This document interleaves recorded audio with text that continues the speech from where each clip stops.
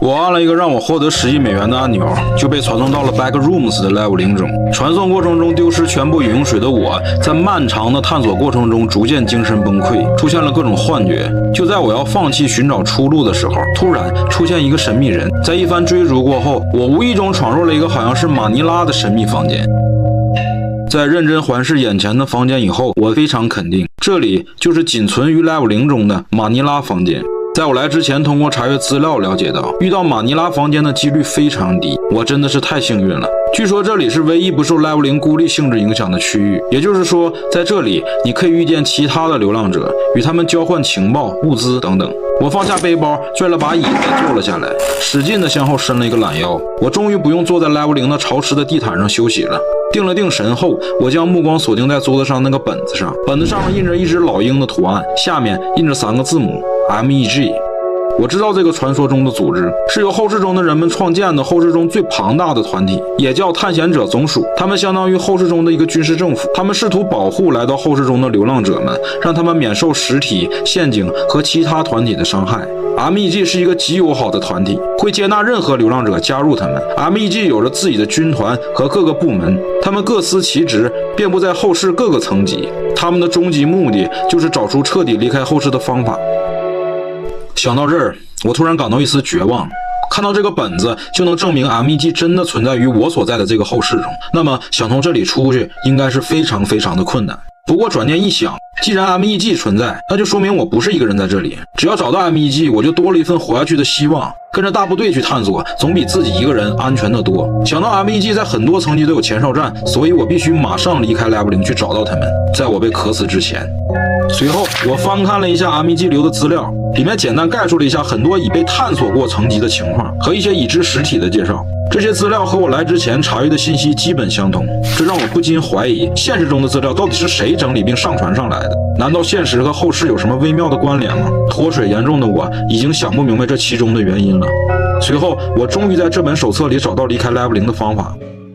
安全离开 Level 0的方法只有切出，你大概率会来到 Level 1。我们在这里是有前哨站和基地，请马上找到我们。我们有充足的补给和安全的休息场所。如果你没能找到切出的地点，那么还有另外一种离开 Level 0的方法，就是在 Level 0中待上4到10天，到时你就会被自动传送到其他层级。不过这种方法具有一定的危险性，因为不确定你到底会被传送到哪里。别说待上4到10天，再待1天，我恐怕就没命了。我必须马上找到切出 Level 0的方法。可是在哪儿才能切出呢？切出又是什么意思呢？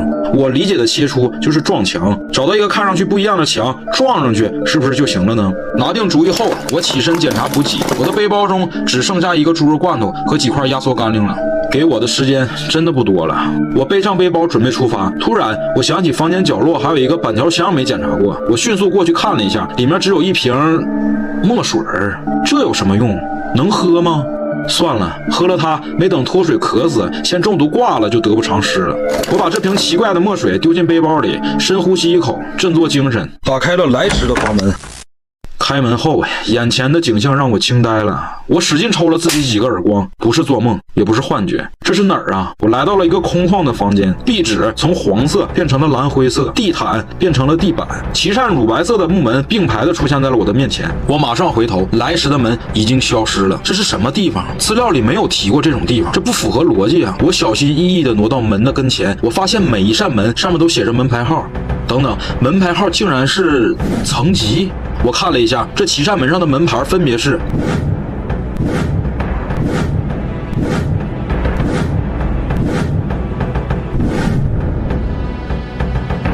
这是直接要我选择传送的层级吗？幸运的是，这里竟然有去 Level 1的门，可是其他的层级会不会有能直接回到现实的方法呢？考虑了一会儿，以我目前的身体状况和补给数量，不能贸然选择那些我不了解的层级。为了安全起见，我只能先去 Level 1，找到 MEG 后再想办法逃出去吧。毕竟活下去才是现在的首要任务。于是我果断地打开了 Level 1的门，走了进去。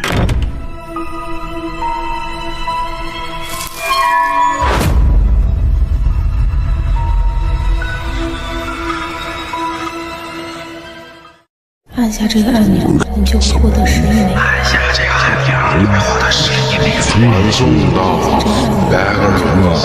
Backrooms， 实体，水呢？我要脱水渴死了。水，出口在哪儿？你所在的后世和你知道的完全不一样。你了，M1G 的文件都是假的。你出不去啊！我出不去啊！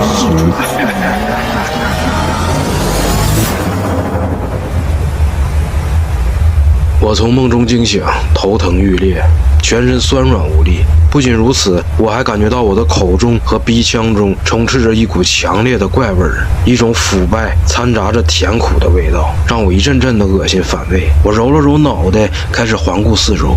我好像身处在一个游泳馆中，四周环绕着流水声，还算崭新的瓷砖布满地面和墙壁。